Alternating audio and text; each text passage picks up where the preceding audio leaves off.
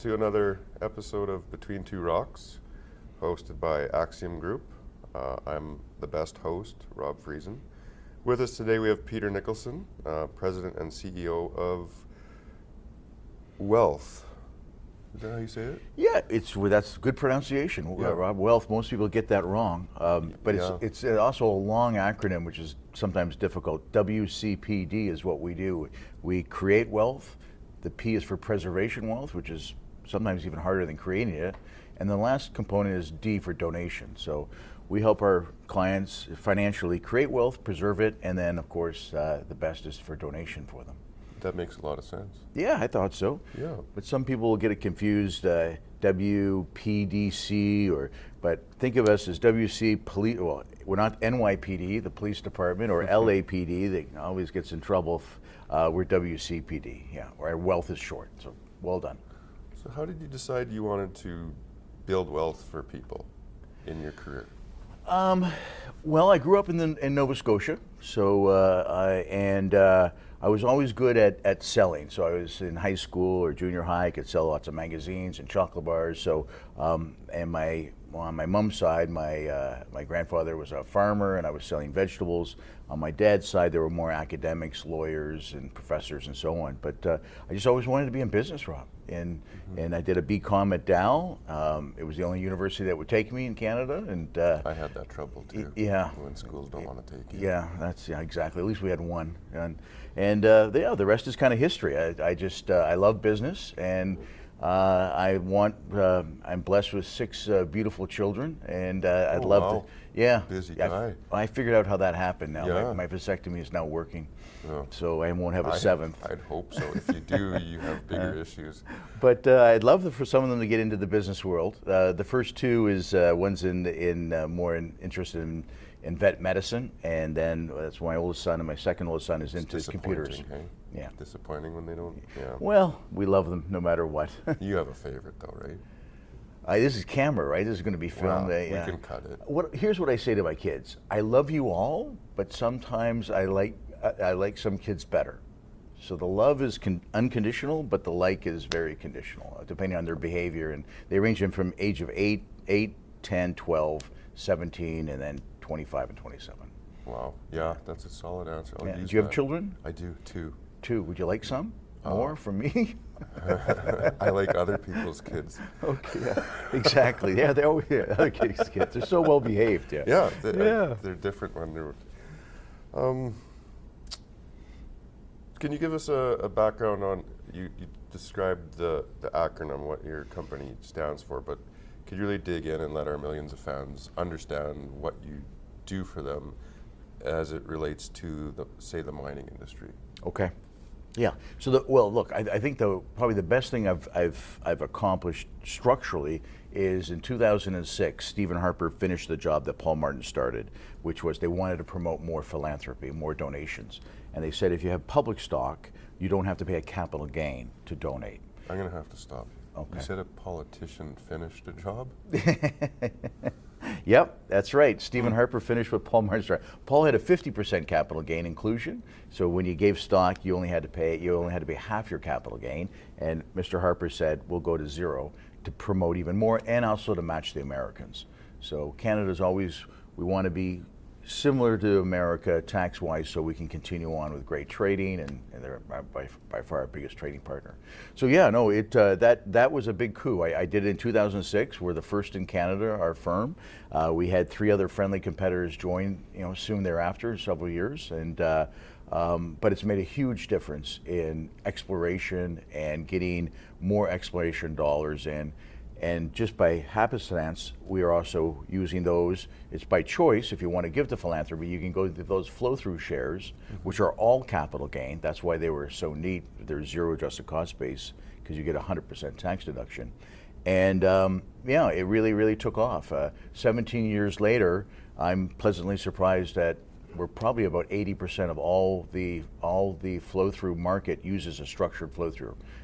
And that is de-risking it by selling to a liquidity provider, versus the opposite is take the risk And unfortunately, the risk is just so volatile. Most of the regular retail clients, not the the Eric Sprotts of the world and the Royal Bank Resource Mutual Fund managers, they can handle that risk, but most of the regular Canadians are having a difficult time, especially in the bear market we've been experiencing for the last decade. Yeah. So that's been a big coup for 2006, and here we are, 2024. Well, right on.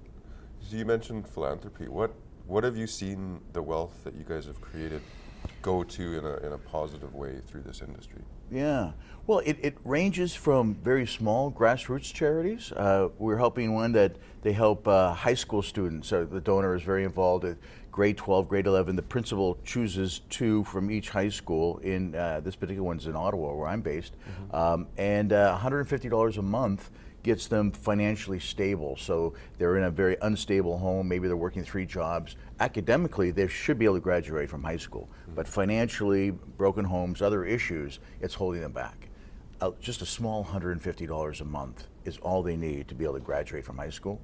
And if you don't graduate from high school, you really don't have much of a future anymore. So that's on the small end. On the large end, I mean, I was very involved with the Museum of Human Rights in Winnipeg. And that was a $250 million raise. It's all glass. Have you been to see the museum at all? No, not it's yet. an You architecture. haven't invited me. Okay, well, we'll definitely do that. Okay, thank you. Yeah, it's We'll all put it in my glass. It's calendar. gorgeous. If your viewers haven't been there, please go to Winnipeg. It's fabulous. So the flow-through shares were a big component of that $250 million raise.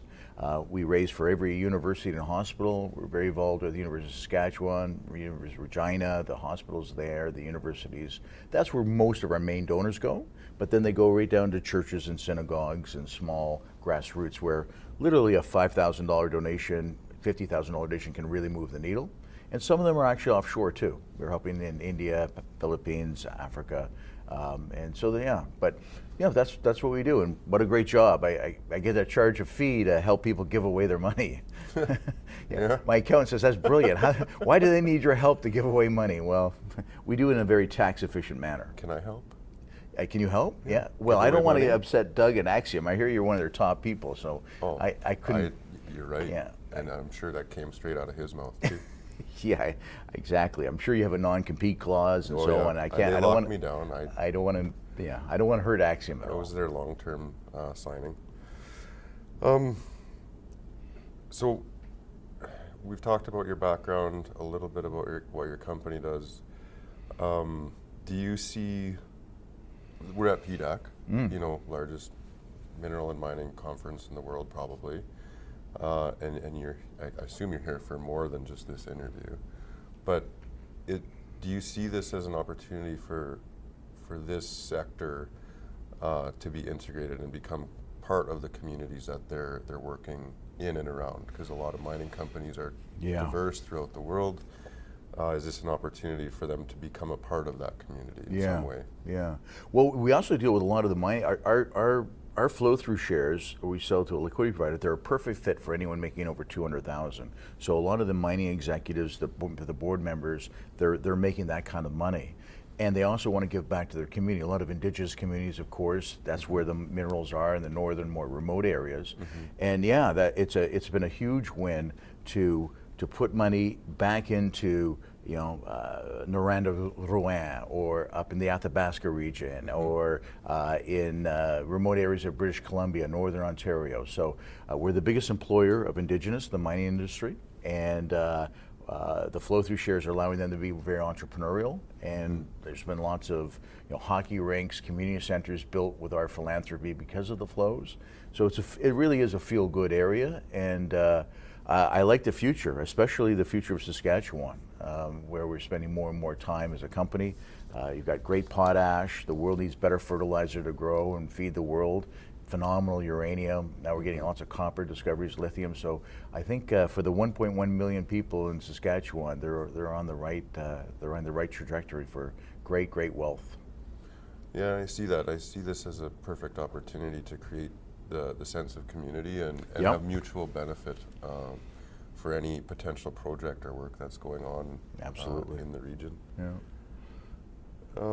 Do you do personal taxes? No. Can I? 'Cause I have some troubles. You're having troubles with the revenue cat? Well, look, we're happy to do some pro bono work for you. Yeah, we work with your accountant, Rob, so our structure bolts in really nicely. We always get MNP involved, or Deloitte, or KPMG, but the individual returns, we'll help out for sure. And So happy to help it. advise we can write a notice of objection to CRA and get them to stop, taking withdrawals from your bank account. Yeah, I think Doug has some. I'm never sure the check's going to clear. What are some things you've learned personally throughout your career and experience that you just want to share with our millions of fans? What have I learned personally? Yeah, something about your personal life journey and your growth of yourself. Well, I mean, I wish I knew. If I knew when I was younger what I know now, I think I'd be a lot better, right? And I can say I'm now 59, and for those younger, I had no aches and pains in my 30s, 40s, and then about 55 years old. That's when it hits. I can't touch my shoes anymore. It's you get pain. I had to stretch this morning to even make it to this interview. I had trouble too, but Advil. It helped with last night's party too. Maybe that would have been maybe the cause. I don't think it's age. Yeah, That's the other problem with PDAC. It doesn't just start at 9 or 8 a.m. It goes to 2 a.m. the next day. I'd say do something you love. I mean, your business is such a big part of your career, your job. So much of your life is spent in your business. So if you're not happy with your career trajectory, I would say move on, cut your ties. Same thing with relationships, whether boyfriends, girlfriends. If you're not happy with the relationship, I wish I could cut those ties earlier when I was out there dating. When you know that she's not right, do yourself both a favor. Yeah, right. Be more blunt in your communications. Oh, blunt. I appreciate blunt. Yeah, those you should are be all at our meetings. Those are all things I'm getting better at as I get older, and the ability to say no. Don't say no as you get older. You just don't want to do things that that we used to do when you were younger. Oh, that makes sense. Yeah. I'll take that. Right. It's good. It is good. I appreciate that. Okay. Yeah. You never say no when people give you money, though. Well, business-wise, our company's known as actually incredibly flexible compared to our 3 other competitors. I mean, we're an easy business, just like this is. That was easy. Yeah, that's what we're known for. That's for the end. Oh, jeez. Okay. We didn't walk you through that part. I tend to press buttons and get in trouble that way. What does this do? But so we're flexible and easy. In trouble. These guys have been in trouble all week. Just no one briefs them. No one talks to anyone. What's your most rewarding accomplishment to date? And that can be life, work. Yeah. That's a tough question. The most is always hard. Like, what's your most favorite, television or movie? I'd say I'm a serial entrepreneur. I also have a resort down in Exuma, Bahamas. Oh, so yeah. When are you inviting me down there? Well, I'm heading out actually this Friday. We've got room on the private jet. We'd love to have you, Rob. Yeah. Well, I think. Yeah. So there's the swimming pigs. Have you heard about those two? These are feral pigs that live on. There's 365 islands in the Exuma chain, 800 islands in the Bahamas. Yeah. Everyone knows Nassau, so these pigs had always been there. The locals have put them on an island next to theirs because they tend to smell, but they're great protein and prolific in their babies and their piglets. So the pigs are smart like dogs, and they quickly found out if they swam out to the boats, this would be back in the 80s, that they could, in 1990s, they could get great food from the yachting and small boats going by, beers and hamburgers and fresh vegetables and so on. So became the swimming pigs. I bought a resort, a former Four Seasons residence in 2011, and we were bleeding money badly. I mean, I was losing $100,000 a month every month. And I had to find a way to turn that business around. And those swimming pigs, I'm proud to say, turned it around for me. I put them on the internet. I did a documentary short film on them called When Pigs Swim. We got invited to the Cannes Film Festival, and it absolutely exploded. And if you just Google swimming pigs, you'll get page after page. Is there a link on your website? Yeah, absolutely. Really? And it's probably for our resort, we're doing about $15 million a year. $7.5 million is from the first reason they come is to watch pigs swim. Wow. And then the whole country of the Bahamas, it's now not it's better in the Bahamas, it's come swim with the pigs. And so I like to say, I was very instrumental in that. That was a great big business accomplishment. We also had the Fire Festival. You're probably young enough to remember there was this festival, the greatest party that never happened. A guy named Billy McFarland, one of your cameramen smiling. He took in $25 million and never put on the concert. That was actually adjacent to our resort. And anyway, so there's lots of crazy things happen in the Bahamas and Florida. We like to say it's a sunny place for shady people. Yeah. Although I'm not shady, I'm pretty straight. I belong there then, for sure. Yeah, so that would be it. And then also just have a great family. I mean, Annabelle and I have done a wonderful job of raising, I think, great children. It's a house full of love. So I'm very, very proud of what I've been able to accomplish there. That's great, but no favorite child? I'm not going to say that on camera, no. Wow. No. I ask the hard-hitting questions. You People you and Oprah. Know. Yeah, that's right. You and Oprah. Want to know. Yeah. Do you have, what's the best way for our fans to get in contact with you? Well, I mean, I actually jokingly, I gave my cell number, 613-851-0417, and I had an issuer call me. He goes, "You put your cell number on." So when I called you, and he said, "Look, I got to raise some flow through." That's it. WCPD. You can Google Peter Nicholson. Don't get. My dad is senior. I'm junior. I also made him involved with my company. But nice. When you Google Peter Nicholson, you'll actually get page after page of his relationship with Elon Musk. My dad was Elon's last boss he had when my dad hired Elon when he was 20 years old out of Queens. Really? And they still have a father-son kind of relationship, and they still keep in touch. And we can't influence them to stay off of X, Twitter, or the way Elon goes is the way Elon goes. But you should introduce us. Okay. Yeah, he's easy to reach. I think Axiom could do a lot of collaborations with Elon. I think there's potential there. Yeah. And almost every month I get a call from the Wall Street Journal or some other organization saying we want to do a piece on your relationship with Elon. I'm like, no, you got the wrong dad. It's my dad. And my dad's very, very protective of that relationship. He almost never does interviews. And that's, it's a trust thing, and I think that's valuable. That's interesting. This is way more interesting now than just taxes and money. So anything else you want to share with us? Well, not much other than I've really been impressed with Saskatchewan, where you're from. Yeah. Were you born in Saskatchewan and raised? I was, born and raised. Yeah. It reminds me of a lot of my Atlantic Canada roots. Where big oceans. Yeah, they're both very great people. Yeah. So I've been very happy with my experience in Saskatchewan. I've only been there, I think, twice in my life, going into the tax law change in April, and then now I've been there 10 times in 8 months. There's a lot going on there. There's a huge amount going there. And when I say I'm going, people are like, how many people live in Saskatchewan? I didn't think there was many people. I'm like 1.1 million. They're surprised at that number. Yeah, and we're just spread out. We're really spread out. You're really spread out. Yeah, that's absolutely true. Is there anything else you'd like to share? Any closing thoughts? No, but this has been great. Thank you for the opportunity for Doug. I was really impressed. I'm not used to being on camera. You're owning it. Yeah, really? Yeah. Okay. All right. Thank you. Best one we've had so far. And I'll be honest, with the whole tax thing, I was like, I don't know what I'm going to do here, but this is fantastic. I'm not the first though, right?